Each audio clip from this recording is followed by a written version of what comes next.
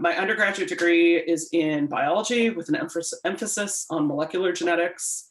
I then went off to get my PhD in genetics and ran screaming after the master's. It's like, oh, no, no. For a whole variety of reasons, and that's a much longer story.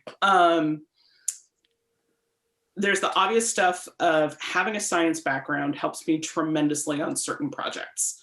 I'm not terrified of the content in a natural history exhibit or a science exhibit. You know, I have those skills. I am fluent in science. This stuff does not terrify me, and it makes it a lot easier just to dig into content and to be the babble fish for the other writers or art directors or illustrators who might be like, I took the minimum number of required science classes and I have no idea what's going on here. So like there's that side on some of the museum stuff.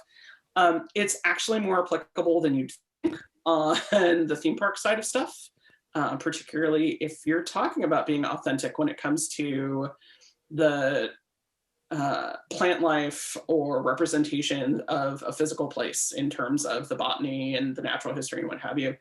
And then there are certainly themed experiences out there which do actually deal with biology. So it's helpful there as well. The bigger thing that molecular biology and genetics specifically gave me, but then more broadly my undergraduate program, is I am data driven.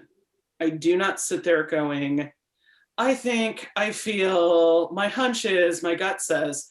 No, data. And as a scientist, I am trained to take apart problems voraciously. Because if you've ever written a grant, you know that you have to sit there and propose what's the way you're going to tackle this problem, you know, what methodology you're going to use and all that stuff. And you have to sit there and you have to figure out what are all the slings and arrows that my grant reviewers are going to throw at this? What are all the ways that this can go wrong? What are all the things I'm not considering? You know, so that modality of thinking when you're trying to build something which costs $1 billion and has to endure outdoors for decades to come, that kind of way of thinking is stupendously helpful.